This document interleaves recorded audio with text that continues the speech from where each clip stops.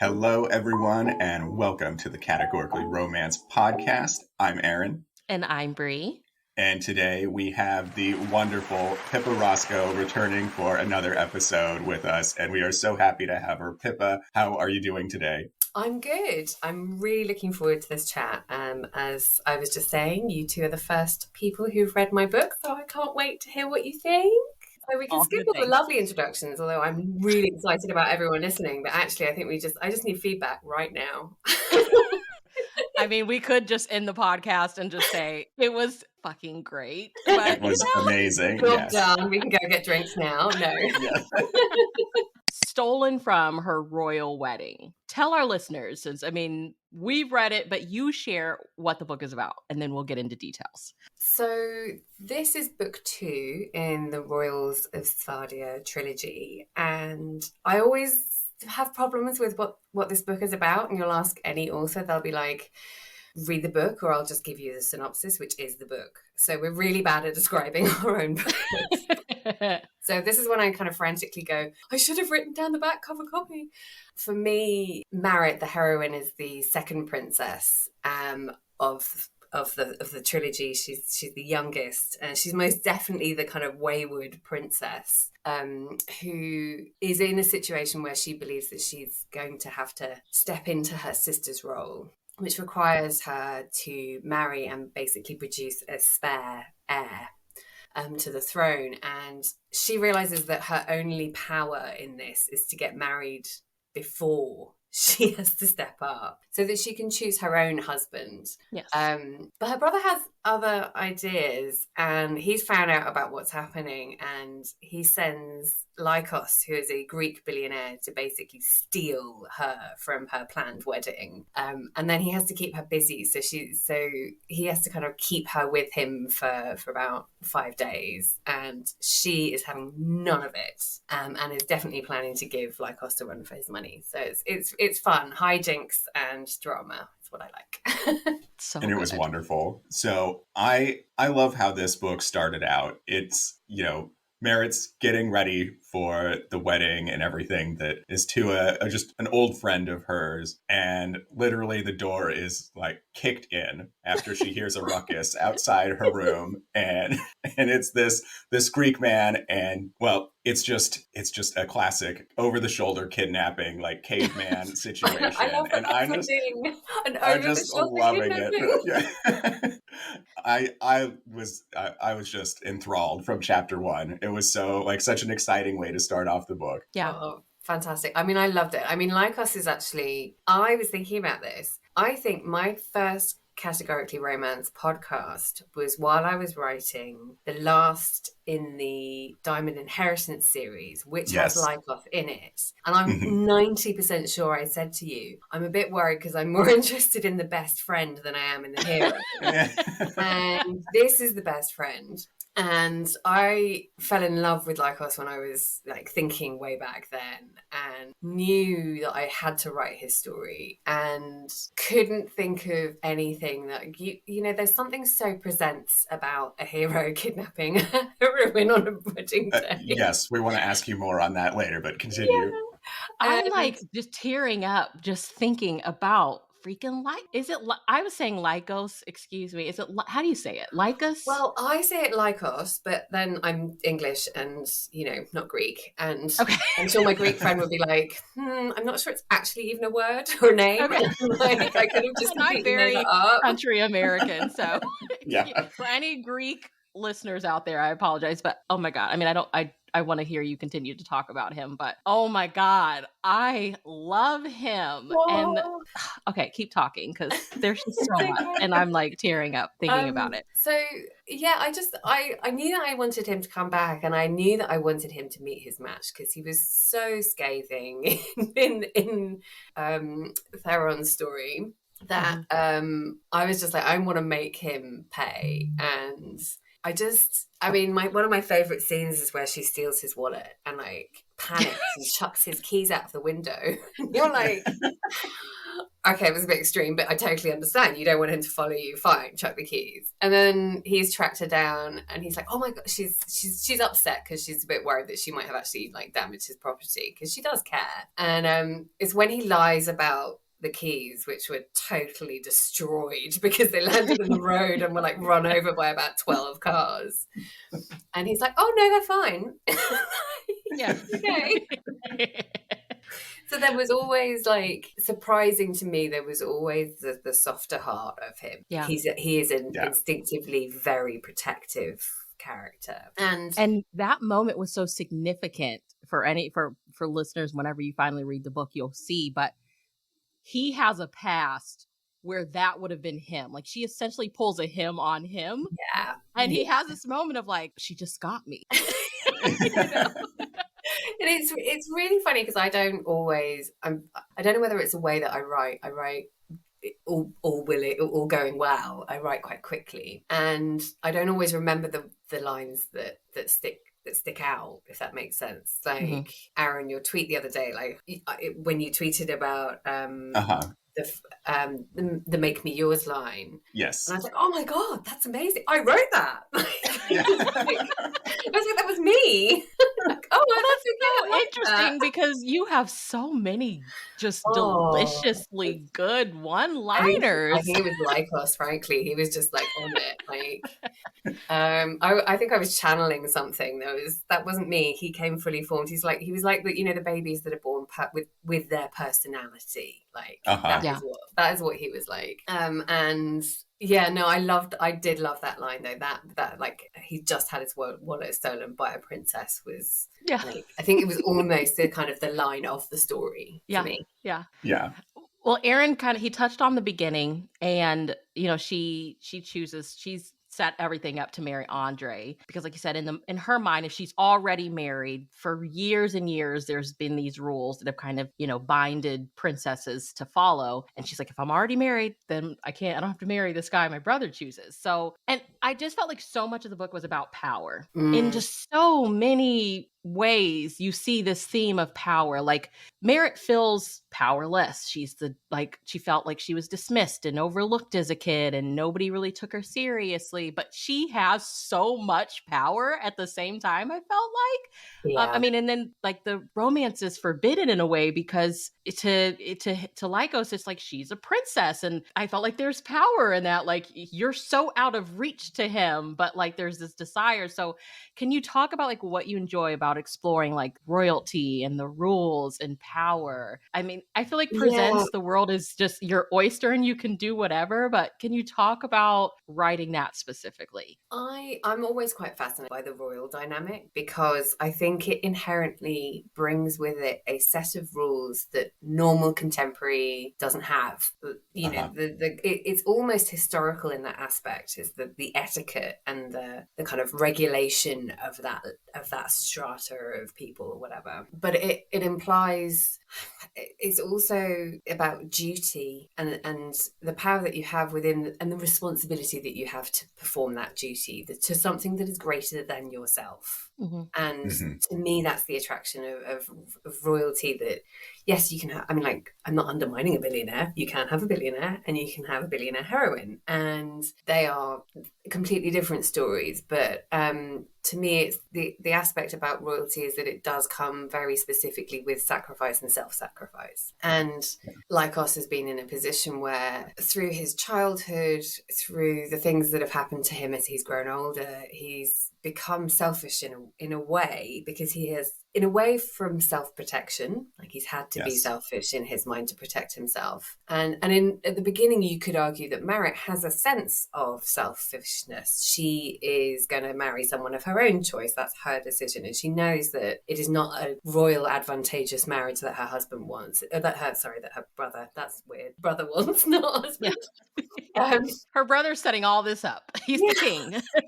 So there is, I always love the transition from selfishness to selflessness. And I think that was a story that both Merritt and Lycos had to go on. And for Lycos, his selfishness turns into selflessness when he's ready to let her go, and her selfishness, exactly the same, transitions when Merritt's ready to let him go for the sake of her country. And there is something aspirational about that, like the love that we know is true and honest and transformative. And they've both been transformed by the love of each other. And they know that they can still carry on. You know, there's quite often the moment in the story that we call the black moment of a normal romance is quite often antagonistic and quite angry. It's like, I'm not ready to admit that I love you, so I'm going to hurt you. It's that kind of, and it's a self-hurt. Like, there's many ways of doing it. But the thing that I saw in both Merritt's story and even Freya's story was that kind of, I really wanted that sense of, I cannot do what I'm supposed to do and love you. I have to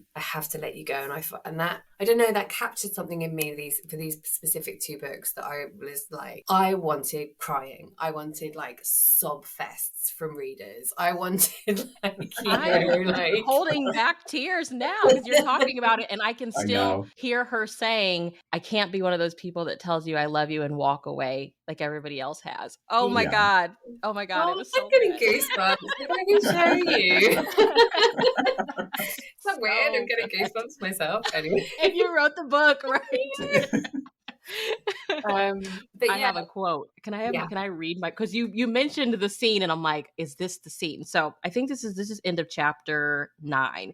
He looked down at her and the words sat on her tongue, waiting for her to speak them, waiting for her to tell him that she loved him, but she couldn't. She just couldn't be another person who claimed they loved him and walked away. So instead she kissed him with all the words that she couldn't say. She kissed him with such passion. Here I go, I'm tearing up. That the crowd around them began to laugh and whistle, and smiling into one last kiss, Lycos took her home. And I was like, that was that moment where they were like, okay, I love you, but I can't do you like that. Like, I can't be somebody else that hurts you. It's so good. I'm so upset with you for having me. In the best way possible. Aaron wanted to talk kidnapping. Didn't you want to talk kidnapping? Yes. So always obviously in a safe environment with within the pages of a romance, right? So you were on a live show on Lucy Monroe's YouTube channel with about like 10 other Presents Modern authors, and the consensus between almost all of you was like, there's nothing like a good kidnapping. So that may or may not have had something to do with it. Like, I can't remember when that conversation came in relation to the writing, because I think, for world events, the last few years have been a bit chaotic in my mind. There is something about a Presents kidnap. I mean, I'm not sure I'd put up with it from very many places. And the wonderful thing about Presents is that the drama is so high and it's so fantastical. Obviously, there are things that happen within the pages that you would never consent to or entertain in like real life, or even many other contemporary romances, to be fair.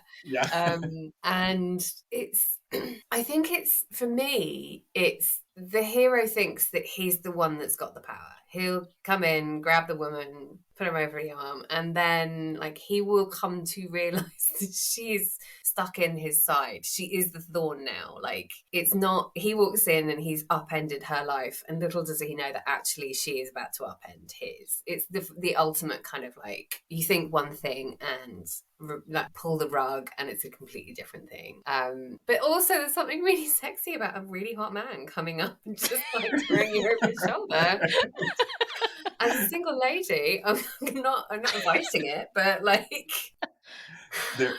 I didn't quite understand it until I read Cresley Cole's Kiss of the Demon King, where that gender dynamic was reversed, and the heroine kidnapped the hero and kept him literally in chains for like a good portion of the book. And oh my God, I'm just like, I'm already trying to work out whether I can do that in a Presents.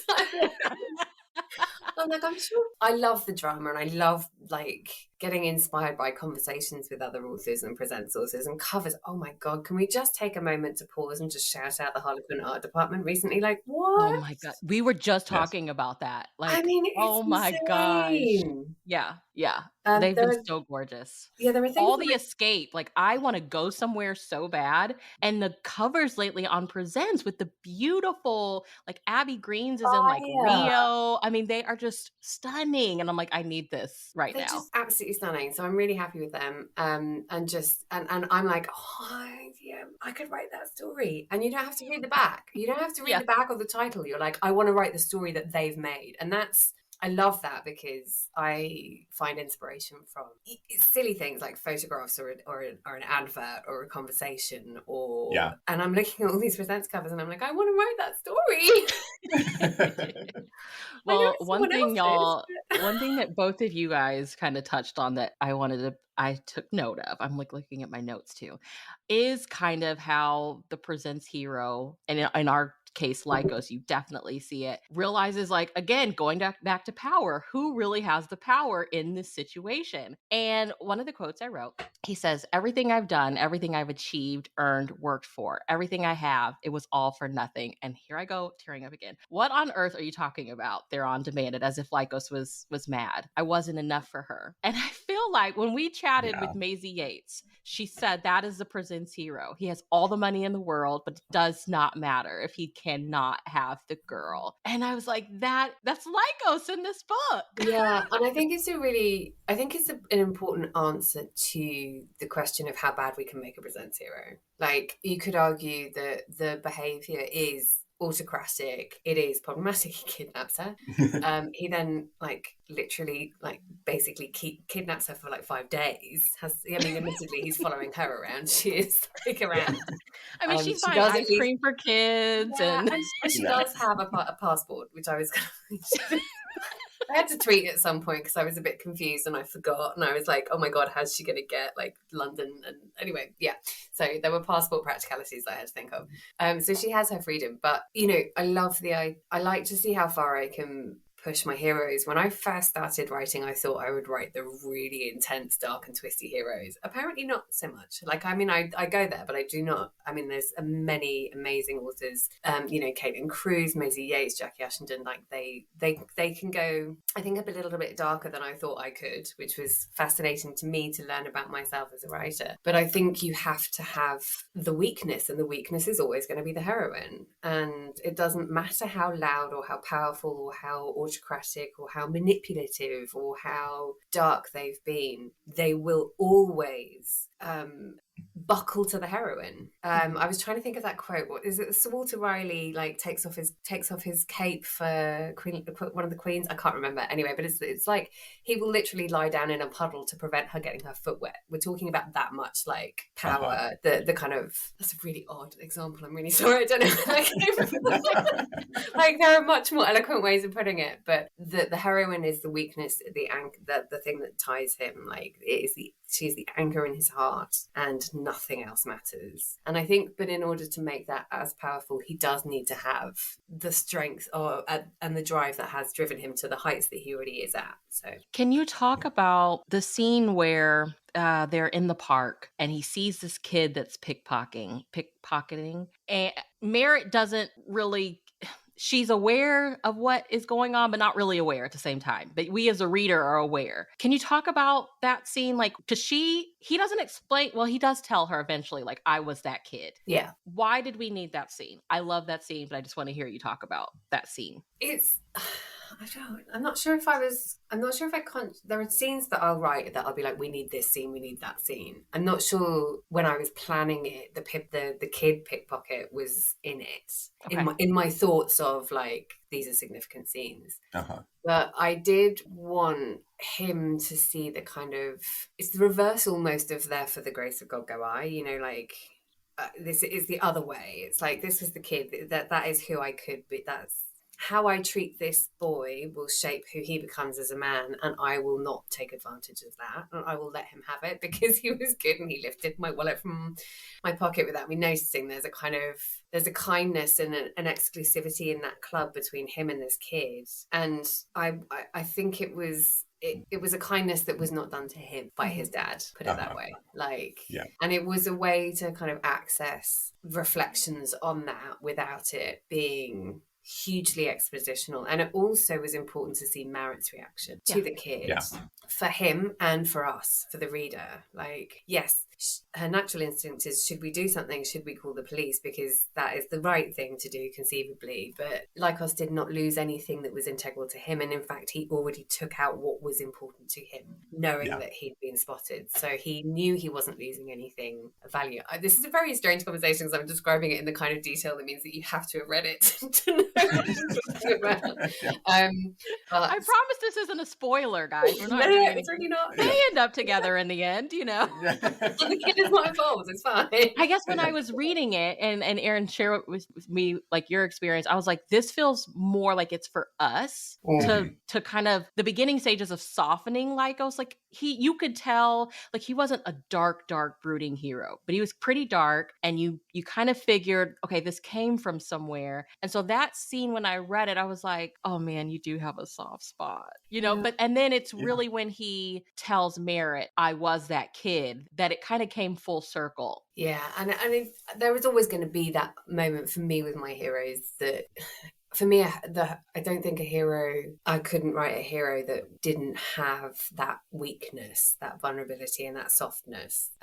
But I also enjoy writing it most when it is diametrically opposed by his behavior at the beginning of the story.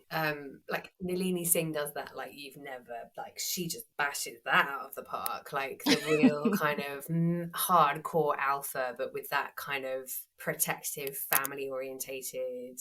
In particular of the side changeling series, but yeah, I think that was a really important thing to me. And it's also hard because you want to do that authentically in a way. I mean, I know it's still kind of the high drama, but you don't want to be, you know, I don't know. Yeah, you know, I thought it worked very well because when we're introduced to him, he's not a soldier of fortune or anything like that, but he was someone that he wanted what he wanted so bad he was willing to stoop to kidnapping to get it.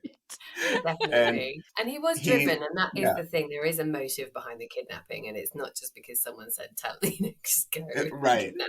Yeah, but it's almost like he convinced himself through his lifetime of being, looking out for himself alone because no one else was going to. That he convinced himself he was this darker person than he actually was, but it just took Merritt so true, Aaron. tapping on the glass to shatter it all.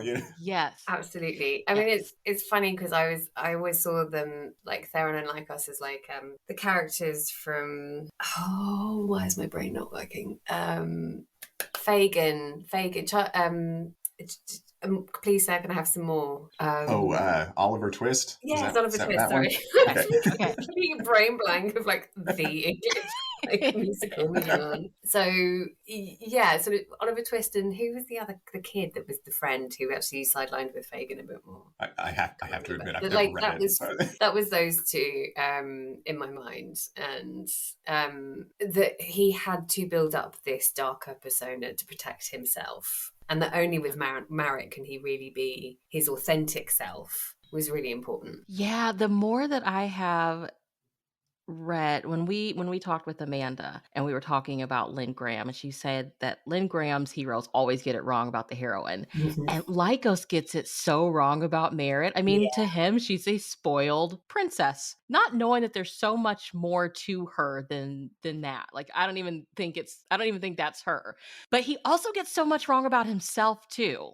Yeah. And I think, like you said, it comes from that protectiveness and that I have to be a certain way. And he really did have to protect himself. His dad was mean. His mom just kind of dropped him off. But you see him get it wrong about himself too. And like you see in this book, the moment where like that light switches on and there's a scene where she's like, you look so much more relaxed. And I'm like, we got him. him.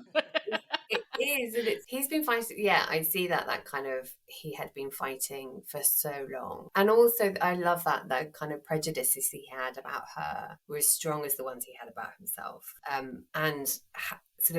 but also the prejudice that he experienced as, as a billionaire, having come from the streets, or at least that he experiences within the social circle that's set up in the story, like with the kind of evil character. I love bringing out an evil character every now and then. Like, one that's actually not going to be redeemed is actually even more fun than the one that's going to be redeemed, because you're like, he can just be really, really evil. So I feel like the stakes, she asks him, like, what's in it for you? He's like, I return you to your brother unwed, and in exchange, I get his shares in Koslov Industries. Can you talk about writing stakes? Like, when you're in the beginning stages, where how are you like, okay, this feels strong enough? So I think it has to work on several levels, like the emotional stake, the practical stake, and the world stake, if that makes sense. So you like what's emotionally at risk for this character, and all of that ties into motivation for me. Like, what is his motivation for kidnapping her? It has to be strong enough to him for the readers not to think, okay, now I'm just shutting the book because I don't like you, because you're just kidnapping someone. So it has to be kind of a threat on like for Lycos specifically, it was obviously a threat on a kind of not so much like a threat on a practical level in terms of his business. Like, he wouldn't be broke or destitute, but he'd lose something that would affect his ego, and his ego is the emotional threat. So the physical, the kind of practical threat impacts on the emotional. So that's important to me, for every character. And I think in the same sense that Marit had her youth orchestra that she was really invested in, that was impacted by having to step up. She'd have to let that go, and she didn't want to let that go because she was emotionally attached to what that meant to her and being able to see that through. So I feel like I do consciously work on those, like when I set up a character. So it's less, well, I suppose it is what is at stake, just rephrased in a different way, and kind of accessed in a different way, because it has to come from me, from motivation. Okay, so stakes is wrapped up with kind of the goals and the motivation part of the whole goal motivation conflict we're always hearing about. Yeah, I mean, it's really funny. I should read that book. I mean, I understand the principles, Okay. and I do always have, like, what is the goal in the story, what is the motivation, and what is the emotional conflict. So I know how I address it. I just haven't read that book, so I don't know if I'm accidentally stealing or repeating anything that everyone knows. But those are the kind of tenets that I think you need to have to drive action through a story, with pace, with emotional integrity, and with interest. I think I probably like a bit more plot than most presents, you'll see, because I like how that for me affects the pace. It gives a bit more drive for me, to match the emotions. She says, with all of her complicated trilogies and concept stories. Well, so mentioning your trilogies, so this one ties into the Diamond Inheritance one, and when did that become a plan, or had you always planned to connect these stories together? So interestingly, after finishing the Diamond Inheritance trilogy, I wanted to write Lycos' story, and I had the kind of early frames. I knew that I wanted him to kidnap someone on their wedding day. I can't remember why. It was just like, that's my plan, and I'm sticking to it. And I was like, okay, so then how do we, what wedding is she walking away from? Sorry, what wedding is she being dragged away from? Yeah. Like, why did she want it? And in my head, I also knew that I needed her to be willing to do it again at the end. The symmetry, like, I knew that she would have to be willing to marry someone, and I wanted him to come back again. Like, I almost wanted like the repeat of the opening to happen at the end. Oh, yeah. And so I was like, well, what woman in their right mind in this current day and age would actually do that twice? I don't understand. And the only way I could make it work was the only way I could think to make it work was to have her be royal and be duty bound to this marriage. Mm-hmm. There are obviously millions of other ways to do it. I was just, that was in my head that time. And then I got a phone call from my editor, who asked me if I wanted to be part of the Jet Set Billionaires series.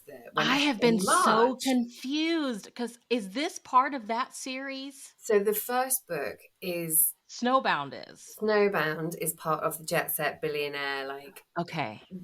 It's a month where where the books are in incredible locations, and I think Jadesola's book is part of yeah, it. And I'm like, what? Pippa's book and hers? And what's going on? I thought Pippa's book was part of a trilogy. I was I know. confused. I mean, admittedly, I didn't help matters by making it. Just saying, I'm going to give you what you want, but it's also going to be part of my want. Yeah. So I was like, well, that's not like us. And so basically my editor called me up and said, would you be interested in writing a book set in kind of Scandinavia area? And I was like, yes, I would, but that's not like us. Like, he's not going to go to Scandinavia. I mean, like, he has a hard enough time with like Norfolk. Like, he's not going to go somewhere cold. And so I had to put a pin in Lycos and Merit, which was really hard. I hate doing that because I like running on the momentum that you get when you're working on one particular story. But I did think, actually, this could really help the royals situation that I've got going on with Merit, with the heroine from book 2. So then I was just able to free fall with like Snowbound. I mean, like, if you're going to get a book set in Scandinavia, these better be snowbound. Like, you know, you want a cabin, you want snow, you want maximum a bed, one. Like, at best, you're better off with just like a sofa and a table. Like, I was just really, and then I was like, no, Pippa, you're writing a presents. You can't really like. So I was kind of really taught. It was a very fun line to walk between glamour for that particular book, and like what I really want, like that kind of isolated cabin in the woods type thing. That book felt like the fairy tale in a land far, far away. Like, that is what Freya's romance felt like, for real. It's like, it's just them two. And that was another thing, like, it was so contained, that book was so contained that I was like us, we better get the hell out of here. I was like, right, we're going to Italy, we're going to go to Greece, we're going to go to London, we're going to go to Swardia, we're going to go everywhere. So I had like real fun moving them around after the kind of very close proximity of the previous one. Yeah, there was a big juxtaposition between the settings of the two stories there. Yeah, that's so cool. And I love hearing that like Merit's story really came to you before Freya's. Yeah, it sometimes happens like that. It doesn't always, like, unfortunately, I keep terrorizing my editor and being like, I will write a standalone once in a while. Sorry that they're all linked. So it happened one other time and I can't remember when it was. I think it was before Diamond Inheritance. It was something. It was Taming the Big Bag Billionaire. That was another, because that was for a series. That was for the fairy tales series that Harlequin produced, like, that year. So that again, like, slightly interrupted one of the stories I wanted to write. But yeah, it's fun. I think once you've had one, I'm quite like that. Once I've had an idea and I can see how something works, then I have to see it through, and I have to, like, even sometimes to the detriment, you know, when you're like, you can take a step back, you can change things. Nope, this is how it works, and this is how it's gonna be. You, like, just hearing you speak earlier about how, like, readers will put something you wrote and you're like, oh, I wrote that. Like, there were things that Lycos, I'm an internalizer too, so I can just I could feel his emotions of, like, when Merit says, I will always go back. And then him also playing with his mom said, the only way I'll be safe is if he can never use you against me again. So don't go look for me. Don't come for me. And like, he just internalized those. So like, were those like random, or were you like, he needs to have, there needs to be something that he internalizes that like plays with his mind and like becomes what he believes, like the reason why I can't do this thing. Yeah.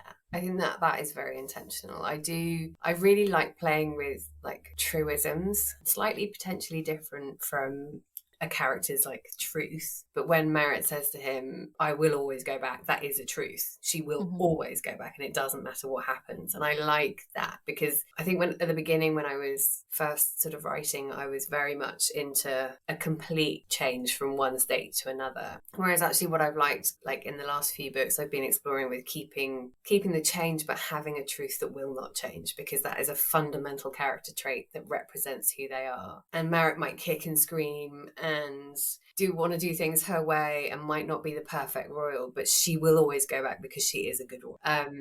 And for him, when his mum walked away, like he had to build his life around not going to look for her, because otherwise what would that mean? What would that mean about him as a son? What would that mean about him? What would that mean about her? Like, what would he find when he found her? It was that emotional line that you have to tell yourself that dominates your whole kind of attitude towards your mother and like women in general. Like, it's the impact, isn't it? There's kind of real point, like pivotal, specific turning points that shape our beliefs about love or about life or about relationships.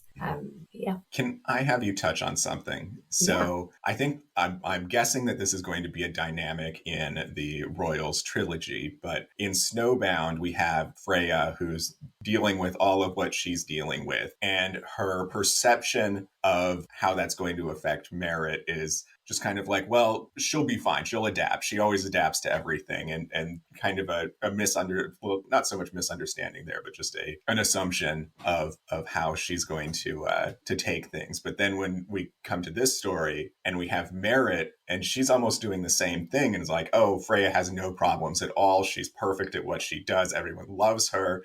And so there's just this kind of sibling thing that they are close, but they have such a fundamental misunderstanding of each other. And you're being extremely cruel with what you're doing with Alexander, let me just say, because I want to hate him so bad sometimes. But then he'll do these things as well that'll make me step back and think. But I'll tell you what, I wanted Lycos to physically assault him.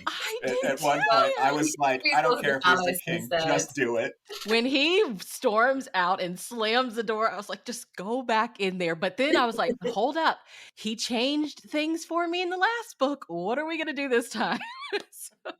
Yeah, I the sibling dynamic was, I mean, I've got a brother and a sister, and I love how our relationship, I mean, my relationship massively changed with my sister when I moved up here. I've always like adored her because she's an icon. She's my style. She's the most unbelievably glamorous person just at all times.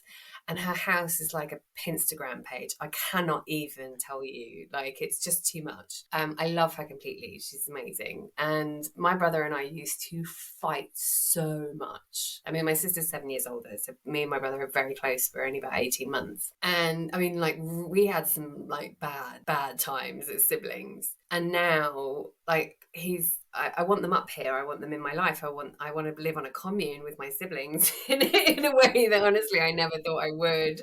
My brother has just become a dad, and seeing him become a dad has been like the most incredible thing. My little baby brother is having, he's got his own little baby, and it's all just, he's the most adorable dad I've seen. I mean, obviously I'm biased, but what I love about sibling relationships is the transformation that happens when you get older. It's like you go from that sibling rivalry. Hopefully you've worked on your emotional development a bit more, and like, you've gone to therapy for a bit, or you've done your thing or whatever. You're not living in the same house anymore. And I think for me, these siblings were on the cusp of a greater understanding and a greater relationship, and that was important to me. Like, I wanted them to be at not quite dysfunctional levels, but like not a happy, not united, and not really secure in their relationship. Like, Alexander, for various reasons, has withdrawn completely emotionally from both his sisters, but he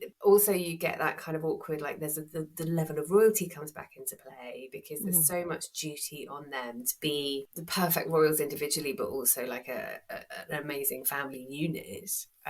Whereas I wanted this to kind of chart the progression very slowly of how like they find peace with themselves, with those that they love, and with their siblings. Yeah, I'm glad that you said that, because that's what I was thinking. I feel like the duty part, in a way, it feels like it takes some of the emotion out of being a sibling, like this is work. This is what we have to do. For hundreds of years, this is how it's worked.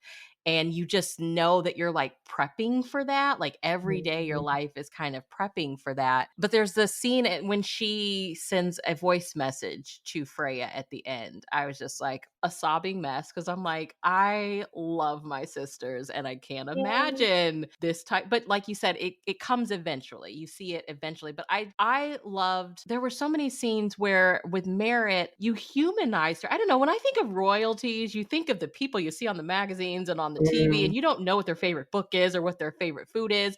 My favorite part about Merritt was that, like, she's like, okay, duty's happening. I'm going to do this. But before I have a checklist of things. And I just loved how normal they felt, like dance until my feet hurt. Oh my God. I love that. Yeah. So where did that come from? I think a lot of places I don't want to say this is going to sound like I completely ripped it off, and I really didn't. A very long time ago, I read a wonderful story by Carol Marinelli, and I cannot remember the title because I'm terrible with titles, and I'm 99% sure it was Carol Marinelli, who is an amazing writer anyway. She is absolutely gorgeous presents writer. And she'd had a heroine who, very similarly, she knew she was going to get married, but she wanted to do the normal things. And that always kind of fascinated me. And of course, I'm not going to deny we've got the whole Harry and Meghan thing going on in the background in the UK, and what is royal. And there's a lot of questions about how we perceive royalty, but also people in power at the moment, and the preconceptions that we have, I think, about there are so many things that I'm trying not to say that could potentially cause a ruckus. Understand. amongst pro-royals and not pro-royals. So I'm like, okay. But I've always been fascinated behind the kind of the what you can't see. What is the public and what is the private persona? And that's with everyone. It doesn't matter whether you're royal or you're a billionaire or you're, anyone. My public face is very different from my personal, from the face that is mine at home when no one can see me, which normally involves me lying on the sofa and eating copious amounts of crisps and chocolate, so that's fine. But I've always been fascinated about, and I think that you picked up on it, is this is a book about preconceptions. It's like, you think he is this rich, suave billionaire, but actually he's from the streets. And you think that she is this kind of completely petulant, childish, spoiled young princess.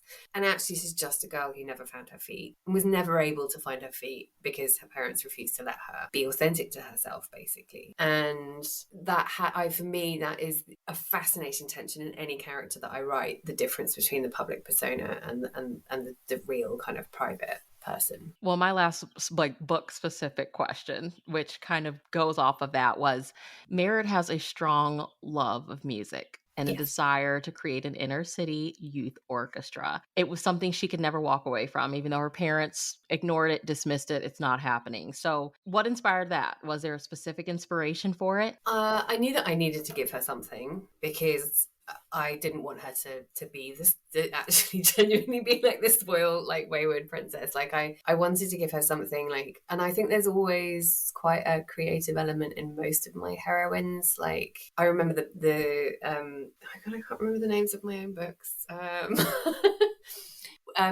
There's like, one's a painter or one's a musician, or there has to be, one of my questions that I always ask myself is like, what did they want to be when they grew up? And she's never been able to be anything other than a princess, which is most people's dreams. Like that's what they want to be when they grow up. But music was something that I kind of wanted to bring into her as much as I could. I mean, I used to play the piano. I mean, I can't remember half of what I used to play, but my mom's just started to learn the piano now recently. And it's just, there's like aspects of music. And when I had my Greek boyfriend all those years ago, got really quite into Rebecca music. And may I just put a caveat and say any mistakes about the music are totally my own and absolutely not anyone else's. I loved it. I was like, this sounds like, the way they're describing it is like, is it the blues? It's a kind of, I suppose it would be, but it doesn't sound like the blues. It's nothing like American blues, but it's a kind of blues equivalent. Okay. But it's fantastic. I mean, like, it's stunning music, and it's something that I like very much enjoy and sort of sit there with my vines on my ceiling when I'm making my own Greek, my hummus, and being really stereotypically involved in my But yeah, I think I wanted that kind of musical element to run through the story for her. That's how she kind of sees the world, but how she was never able to express herself within it. Does that make sense? I mean, I just think like what teen girl, and I'm sure for teen boys as well, but like we just love music. Like your whole life can be defined by like a mixtape of songs you taped off the radio. So just like knowing that she had that love of music, and like he takes her to that little pub down in the basement of this building, and I'm like, is this like an old speakeasy? Like I just yeah, that was when I saw it. It was really cool. Like I really enjoyed that, and I had a friend of mine who is Greek, Stella always reads every single one of my books before my editor, or at the same time. She's the only person I will let do it. No one else will do it. She's very forgiving, and she's very, very helpful when it comes to Greek translations and information.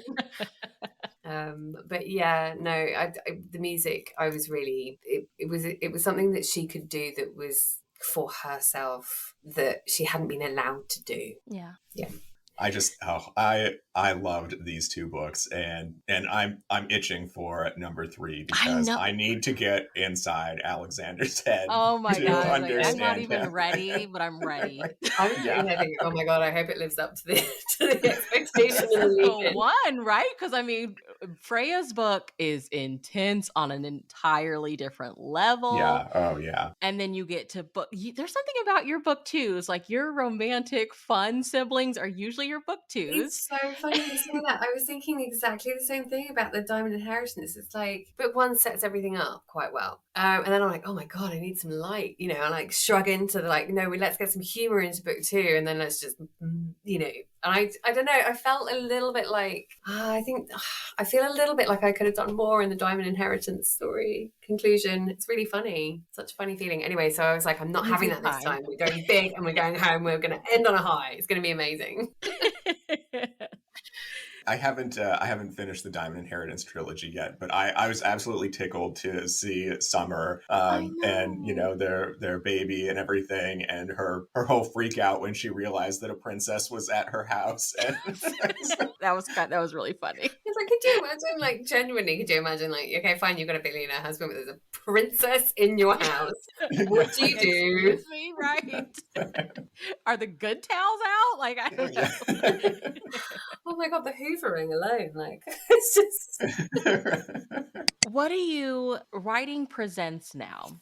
Like we had a chat recently about some older presents. Mm-hmm. And it's interesting to see like what we're getting from presents now. And presents now feel like I have been on a presents kick. And I think it's because, for one, I mean, the books are so good. There's that fairy tale that I just love. But like we're getting a lot of traveling in the books. And I feel like, did they subconsciously know that I needed to travel somewhere?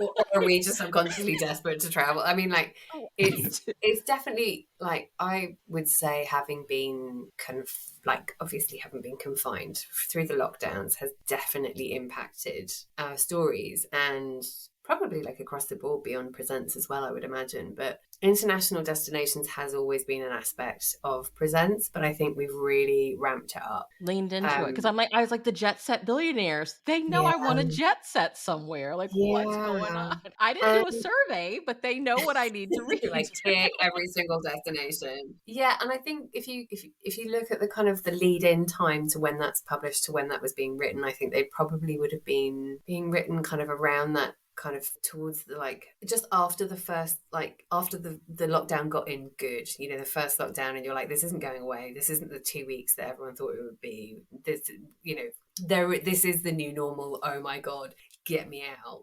Like, let's go. Yeah.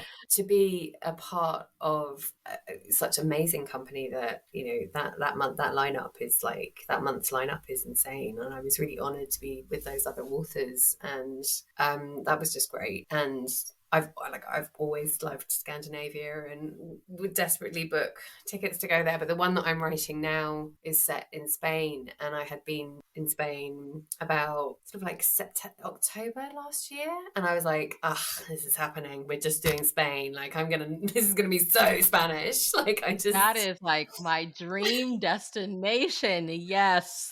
Yeah, and it was one of those, like, I really want to embrace it. That was, I mean, I still think it was kind of bizarre that I managed to set one in Norfolk. Like, of all of the places that you could ever set a presents, I think Norfolk was like the hardest sell. Like, it should never have happened.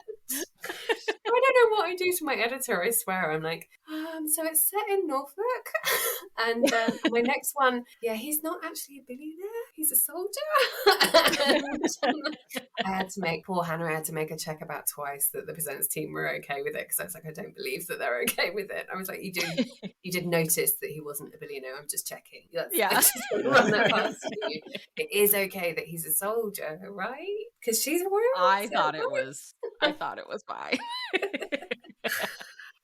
But yeah, the destinations, it's always been a very strong aspect of presents, but it's definitely coming out more, I think, which is no great loss. Like, I just finished Amanda Cinelli's and the Billionaire's last minute marriage, which we can talk about in a second, because that was just amazing, but set in Japan. And I'm like, oh my god, is it Japan or Hong Kong?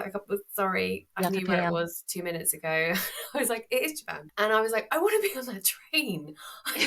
Like, I'm practically hyperventilating, working out how quickly I can sell my house so I can afford to be on that train. Just stunning destinations. And I'm thinking about it, like, her first book in that series was a stolen inner wedding gown type. And I'm like, I feel like you see a lot of Jilted at the Altar books, but I want to see more stolen, like, at the wedding scene books. Like, let's make this happen. So my question to you, Jilted at the Altar tends to be from the male point of view. Stolen tends to be from the female point of view. So I'm wondering whether there's a dynamic in there that's interesting. Or I just need a heroine that's like, yeah, I realized last minute I don't want to do this. Because I feel like we'd be too hurt if it was the heroine standing there and like the hero never showed up. I think, what was it? I had one where I really wanted to push it, and I think it was, oh god, what one was it? I don't know. Like, she's standing at the altar and she's about to think that he's not coming, and then like the doors smash open and he falls through, and I can't. Sorry that I can't remember which one it was. But yeah, it would be awful, wouldn't it? Okay, so wrapping up this series, how are you feeling about Alexander's book? So, I mean, I love it. I'm quite happy with it. I'm more happy with it than I was a bit worried that I would feel like it's quite hard to maintain the energy all the way through to the third book. Yeah. I think I'm finding it. So I'm going to try and maybe do some duets in the future. Because he's such a key player, like, in all of the books. Yeah. I'm just like, I imagine that being a lot of pressure for you. Like, okay, now it's time to do his. Well, it's really funny because actually I was able to finish it before the first book came out. So I didn't have the pressure of anyone having read it. So I was like, oh, I'm just going to do Alexander now. I guess it's probably great. Okay. And yeah, I'm really looking forward to you guys reading that one. I like him. I'm so excited. Yeah, it's really funny because I think there's some big aspects that are dealt with in these stories. Freya has infertility, and I know that that's a difficult read for authors, for readers sometimes. You have, like, beyond personal sensitivity, you've got the kind of classical what we perceive as a happy ever after. Some people do not believe a happy ever after is complete unless they have kids, and I find that a difficult one because I find that exclusive of people who choose not to have kids or people who can't have kids. And I think that there's a lot, like, there isn't enough sensitivity around that, because I love seeing that. I love seeing that, especially with a royal, because you kind of assume, okay, your job as a princess is to, just marry and have kids. Well, what if part of your duty you can't do? Yeah. And that was an important dynamic. And in some respects it was, it comes back again differently in book 3. And it might not be to everyone. It might be not to everyone's cup of tea, but I very much hope that, like, I've handled everything sensitively enough. But I wanted to be able to have these conversations in our romances, and for there still to be a romantic sense, like, you still like, it's still the happy ever after, and it is still two people very much in love, and family is there. But it is an interesting dynamic for me, and I want to be able to have these. I want to be able to have these characters and still have their happy ever after valid. everybody's happy ever after looks different. Yeah. I thought it was perfect. I was like, we need to see this more often because everybody knows someone that struggles with this, and they deserve to see themselves on the page too. And it's funny because I think I did toy with the idea of actually not having them adopt, but it was such part of Freya's story. So I've just totally given away the end, but hopefully by the time this is out, most people have read it. Moving on. They end up together, okay? They end up together. That's the most important thing. We just ignore the rest. But I remember like one of the reviewers going, "Oh my god, it's not cured, is it?" And I used to have this thing about like miracle sex, you know, like when you have the couple and then a character has an issue and then suddenly they have sex and the issue's gone, like it's great. Miracle sex. So I specifically didn't want to do that. Like this isn't something that can be like love is very powerful, but like no. Anyway, sorry. Since you already brought it up, I appreciated that. You know, I was worried for a little bit, but I knew you wouldn't let us down. But I'm glad. You know, sometimes when infertility comes up in romances, there's the miracle baby at the end of, oh no, I actually wasn't infertile, which I think is pretty insensitive to you know, people in the real world. I can completely understand like why it had happened, why it might have happened at a few books a few years ago, like in books, like there was definitely a period where there was quite a lot of that. And I understand that the context of that was about how miraculous true love is and the real kind of magical power of true love. But I think we're the context of the culture that we are in now is hopefully now that we can have those conversations and we can see those in our books. Yeah. So that was. So before we get into what you've been reading, I have to ask. I guess I'll ask two questions. Is there something you haven't done yet, writing-wise, presents-wise, story-wise, romance writer-wise, that you haven't done that you want to do? No, not so much, because I kind of just got to do it. Okay. I mean, I remember thinking like that, like if someone had pitched the Diamond Inheritance to me when I was working there, I'm not sure I would have said yes. And I was like, no, I'm just going to do it. It's fine. I just won't tell anyone I'm doing it. I'll just give them the finished project. I think I've been really, really lucky with being able to do things like my 24-hour one, where like the first one where every chapter is an hour. And then the fourth book, which was the conclusion to the Winner's Circle, which was a chapter in the present and a chapter in the past. So I had like fun with that. So creatively, like I'm very like I do tend to just kind of go, if I can see how it works, I'm just going to do it. And no, like I'm quite happy. I'm just going to keep doing that until see where it gets me. And if someone came and they were like, tell me the one book, they had never read you before, they're like, give me one book to start with, what book of yours would it be? Do you know what? That's really weird because I think that the books that I'm writing now are slightly different in tone than the books that I was writing when I first started out. And I think now I would actually say From One Night to Desert Queen. Okay. Why that? But I feel like that's like, for me, that was a really important book just because mainly it got a huge amount of attention, which has been wonderful, and mainly thanks to you guys. So cheers for that. Like literally both thanks to you guys. But also because I think that showed me what happens when you push yourself, and I really enjoyed that. But I've loved the Svardia, the trilogy that I've just finished. Yeah. It's been really fun. Like, it's been really, really fun and quite emotional, actually. I can imagine. Because I was crying here on the podcast, okay? Share with us what you've been reading and enjoying. So I've decided that the best way to do this is to pick the last 5 books I read and the next 5 books on my TBR. So yes, perfect. Like, if you can bear with me through my 5 books. So I'll start with what I'm currently reading. Oh my God, I'm so excited about this book. Jadesola James's The Royal Baby He Must Claim. Holy mother of all things sacred. That is like, her narrative style gives me goosebumps just thinking about it. Like, she's like, whew, like, as you can see, a gibbering wreck. Like, her voice is rich and evocative and decadent and like and just, yeah, really, really good. I really like it. Like, I've got a quote for you because I'm like, this is me doing my homework this morning.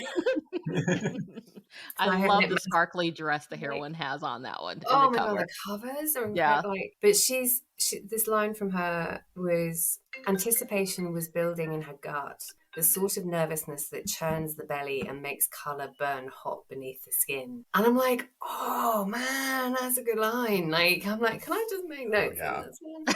And I'm like, I must admit, I'm like slightly mad at you two because you have interrupted mid the first sex scene. So there is that moment. As soon as I finish this, I'm going to go back and finish it now.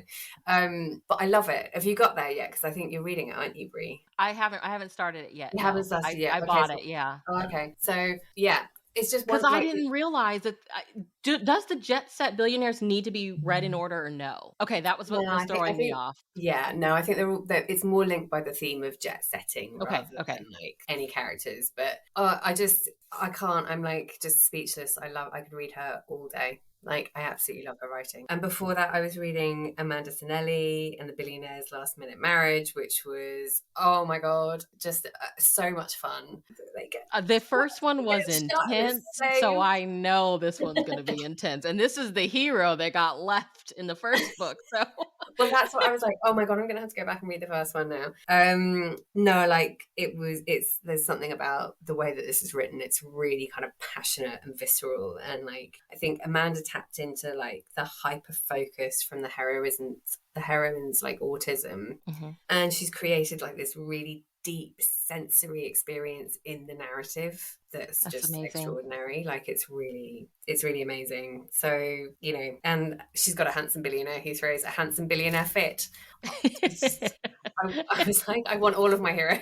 That's right, handsome billionaire fits. This is the new thing. Insert handsome billionaire fit here. So then before that, I was reading Nalini Singh. So I've started like the Archangel series. So I was reading the Archangel's Blade. She is like my comfort read. She's my comfort read. I remember you were reading like the Changeling. Did you finish that? Completely. Of course I did. Like, I finished it in like 2 months. Like the whole series in 2 months. Not only that, but I went back and started rereading it again at the end of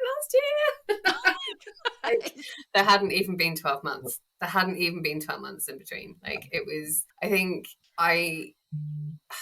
the way that she does these alpha men, but with family and honor and protectivity at the heart. Like, I'm here for that. Like, that's just, give it to me straight in my veins. I'm done. Did I see her name on like an Old Desire? Yes. I feel like I did. Okay. Yeah. Okay. So she's done it. She wrote a few Desires. I haven't read them, but I have absolutely no doubt that they're spectacular. Probably, yeah.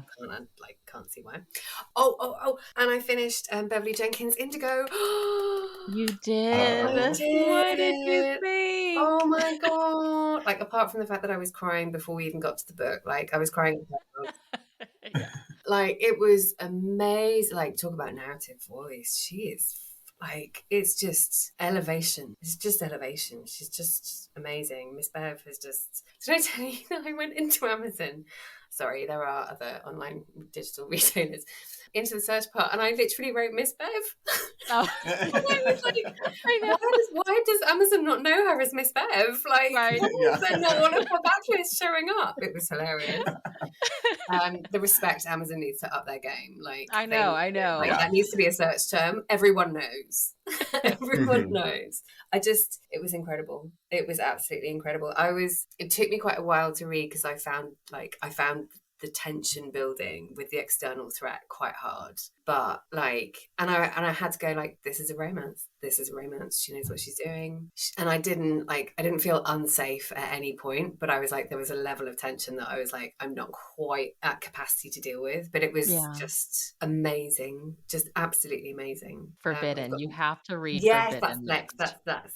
That's coming. Definitely coming. And then I was reading, I kind of went back to a bit of a like teenage yearning, and I was reading Nora Roberts. Like her, you know, her Okay. suspense nice. ones, like her romantic. They're not. I mean, like they're not romantic suspense as category, but there's something about those ones that remind me of when I was like 16, 17, and I was like burning through Tammy Hoag and Dan Brown, and like that kind of sense of thriller but romance. And there's something specific, there's something about Nora Roberts, those particular books, that like taps into some weird key imprinted thing that's like, you've got the female character is already a survivor, she just doesn't know it, and the hero comes along and reminds her that because she's already survived something horrific, like in her backstory. So, but to see her kind of go on another reclaim, like actually properly survive it. She survived, but she's not living. Now she learns to like fight to live. Like it's my canon. Amazing. Like, I love it. Yeah. So those are my last 5, and then on my TBR, I've got Maya Blake, Bound by His Rival's Baby, which just like I'm like, it's gorgeous. I loved it. That one behind me. I'm really, really looking forward to it. Like I think I've been like on a slight kind of presents hiatus for a while because I was a bit worried about how that would like influence my writing and my thoughts. And I was quite sensitive to that, and especially kind of coming from having edited, it just I wanted a kind of quite clean break. But I'm now getting back into it, and I'm like, yes. The Ghanaian setting. Yes, enemies to lovers. Yes, please. Old family rivalry. I was like, come on, Maya Blake. Give us some more. And then I really want to get so The Bad Boy Experiment by Reese Ryan. I'm really looking forward to that. Like, bring it like on in a big way. Carrie Nichols, the Sergeant's Matchmaking Dog. I think that might be a bit old, like one of her older ones, but like I've had it on my TBR and I cannot believe I haven't read it yet. So that's so sweet. It's only like a year old, Pippa. It's not old. Okay. Well, I guess in category terms, it is old. Yeah, that's right. I'm really looking forward to that because I'm a sucker for a dog. I really am. Like if I can get one in there, if I can get a pet in to presents, like the one I'm writing now, I'm going to try and sneak in like a really evil, man-hating, hideous, hairless cat. Yes. Oh, yeah. Like, everyone's going to hear this and be like, what the hell, Pippa? No. Like, what? Editor, if you're listening, we want to see it, okay? Yes, we want as this. readers. So yeah, we'll see whether that works or not. And They Lived Happily Ever After by Therese Beharrie. I really want to read that. Like I've been saving that one like for a while. Like that's my special treat. So I think I have to finish the book that I'm writing now, which is that's a treat book. I have treat books too. Those ones where I'm like, okay, we're gonna save this for when I absolutely need it. Yeah. And yeah, I think there's books that you save because you have to be in the mood, and then there's books that you save because you know that you need this as a reward. And that's a reward book. Oh yeah. And then lastly, Rachael Stewart's Secrets Behind the Billionaire's Return, which just sounds amazing. I know. She's amazing. So we have to get you two on here together. Oh my god, it would be a nightmare. I'm sorry that you would just be like, oh, we'll just go, shall we? Like Erin's gonna like introduce Erin, Sarah, whoever is on here, and then you two can just talk the whole time. But it would be terrible. We'd just be like, oh, and then there's that thing, and because we just don't actually talk. We just like we know what we're saying to each other. So you get these really, really truncated half sentences, and you're like, oh yeah. No, it's like a bunch of sticky notes on a board. You're like, is the recording just sticking? No, it'd be fun. It'd be really good. We should do that one day, definitely. Yeah, I'm excited. Her last romance was so emotional and good. Yeah. I'm like, okay, Rachael, like that. Yeah, do you have to? So do you really have to? Like, come on, like you know. Thanks. I'm just sitting here sobbing in public. It's fine. So when is Alexander's book coming out? August, I believe. So there's a little bit of a wait. But yeah, it's worth it, hopefully. It's going to be worth it. It's going to be worth it. I know. I'm so excited. And then we'll go to Spain after that. Exactly. Saying. I think we'll just all meet in Spain and sangria and Padron peppers and croquettes. Well, Because you'll actually I'm have all to about come the back food. in August. You'll have to Yes. come back to wrap Very. this up. Absolutely. I will do that. And then we'll do again like five that I've read and 5 on my TBR. Yes. See where we're at. I'm sure Nalini Singh will be on there again, but that's fine. Yeah, she probably will be. Like, I'm not going to lie. Like, let's just... I love that you like binged it like that. Like, I love when we find an author or a series and you're like, I can't not read this. No, I didn't watch TV for about 3 months, like not even 3 months, because it didn't actually take me 3 months. It honestly really, I was reading a book a day from her. Wow. Like, I'd get up really early, do my writing, and then just be like, right, bye. Are you reading them all on Kindle? No. So I won't read her on Kindle. Okay. You've been buying them. So there are certain books that I won't read on a Kindle. Okay. And I like, and it's not about what's disposable and what's not. But it's like the DVD box set. You buy the DVD box set. Well, okay, my generation buys the DVD box set. Like, I have downstairs all of Charmed. I'm not going to lie. The first box I have set, all the I Love Lucy, so it's fine. I know. And like 24, like ridiculous. I had all of those. I have all the diehards. We could really get into my bad TV, my bad film watching. Like, we'd be here all day. So, but I feel like that's where I'm at with Nalini Singh. Like, her books are my Harlequin orders are my DVD box sets. Yeah, like, I just have to wait for them to get here, but I'm going to buy those. Yeah. Occasionally, I'll also buy the ebook so I can like double team it. But I need those in physical copy. Yeah, and I find it a completely different. I mean, obviously, it's a completely different reading experience. That's facile to say, and we all know that. But like, and my mum absolutely hates me because I fold a corner over, and she's like, "You are a book heathen. You're committing book abuse. Like, just use a bookmark or just finish it like everyone else does." You're a book heathen. I love that, Erin. That's got to be on our next categorically romance shirt. Proud book heathens. Seriously, I'm like, I do, because to me, I want a book to be read. I want it to be lived. I want it to be loved. Yeah. I want to know where someone folded, like paused in their reading. I want to see the Chinese takeaway that ended up on like this page because there was a shocked that it fell out of their mouth or something. I don't know. But yeah, like, I like to see the imprints of readers and where we read our books, because someone's going to come along after us and be like, yeah, I had that too. I find it appalling, people that don't write, you don't draw hearts and write WTF on the page. Like, it's your baby, it's your book. There was notes before Kindle. Like, people got highlighted and they put them in the page. And like, some of my most valid books are from like A-levels, where I actually was, when you wrote the notes in the book, you underlined them, you highlighted them, you scribbled what it made you feel or what it made you think. And yeah, I like that. Well, tell everybody where they can follow you online. So I am on Twitter at Pippa Roscoe, and on Instagram at Pippa Roscoe Author. I am occasionally on Facebook, but I'm so bad with Facebook, I don't know how to use it. So I occasionally post and repost and share things. But so if I don't get back to you, I'm really sorry. It's just because I'm in it. It's not personal. Like, I don't understand it. I still don't understand it. And I have to say, you took some photos recently that were beautiful. Oh my God, my brother-in-law, he was such a lifesaver. So I got an email from the marketing department. We're like, oh, can we have a headshot? And I was like, is a selfie okay? I mean, that would be us. That's really where I'm at. They were like, not so much.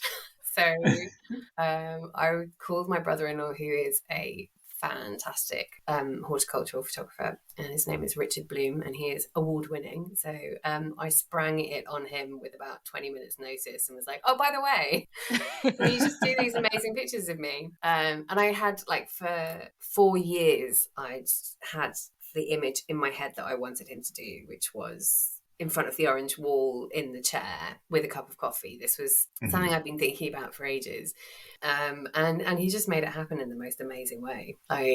Yeah, it was really cool. So I was very, very like, they're stunning, and they look like me as well. You know what I mean? Like, they're like, you can see that that's me. And there's something really lovely about that. So I'm really. So can I ask one more question to round us out here? I promise this will be the last one. I was like, at this point, that I'll keep talking. So it's not a drama.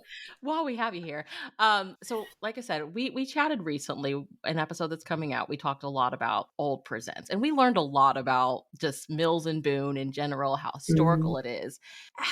And presents, Sarah always talks about presents is what people think about when they think about Harlequin, Mills, and Boone. How does it feel for you to be contributing to something so historical and iconic? I can't even the goosebumps that I get even thinking about it, and I'm not lying, like I can show you. I think I was incredibly lucky because I was able to work with some of the incredible authors that are publishing now, and I cut my teeth with as an editor across all the series, but I was working on presents, and I remember the first time I walked in, it was like my third day, and I was like, we went to a cover meeting, and I said, okay, so Lucy, at the time, who was the kind of assistant manager of the team, was like, oh, this is where we pick the covers, and I was like, what? I'm sorry. We get to what? And I was like practically like hyperventilating, going, oh my God, I get to pick a cover, and it's just what? And obviously I didn't, like, that sounds really egotistical. I didn't actually get to pick a cover, but we helped choose the covers, and it's incredible when you realise the legacy and the history of what the Presents authors are and have given to millions of readers around the world. And when you think about you can talk about the statistics about how many Mills and Boons are read or sold, that add up to kind of going to the moon and back, in a year or something crazy like that. But it's the legacy of the writers and their stories and their romances and where they take the reader, not physically but also emotionally. I mean, physically as in like from your armchair traveling to different destinations, but also the subject matter that they've chosen to tackle, like that they've pushed boundaries that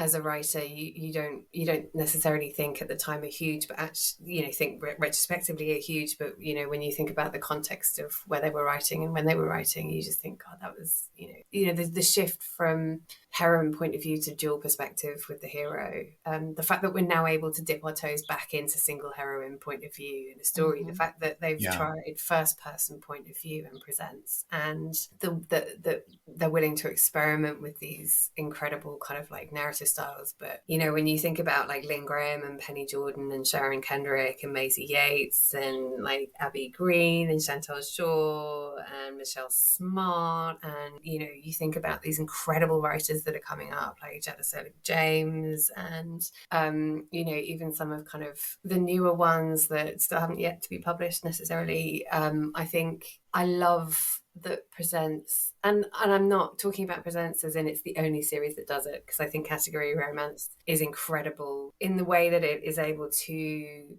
convey in such a short word count like so much emotion and so much empowerment for their central characters, whether they be male and female, whether they be male, whether they be female, it's about, I think the thing that I love about Harlequin Present or Harlequin Mills and Boone is that every single story is about love, and it is about self-love as much as it is about love for another. And I just it's like you think about the legacy and the history of where it's been, and you just think, my God, like I can't wait to see like where it goes to. Yeah Well, we always love having you. We can't wait for you to come back.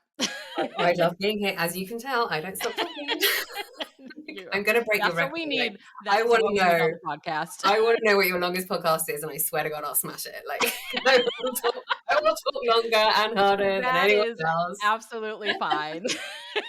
Well, listeners, make sure you check the show notes. The links to all the places you can keep up with our Pippa Roscoe will be down there. Make sure, if you have not read the first book, and what's our series called? What is this series? I'm wanting to say Jet Set Billionaires, but that's not it. The Royals of Sfardia would be the trilogy. Okay. If you have not read Freya's book, go read Freya's book. Keep an eye out on Merritt's book. I'm talking about them like they're friends because I feel like they feel like they are friends. Lycos, he had me crying here on the podcast.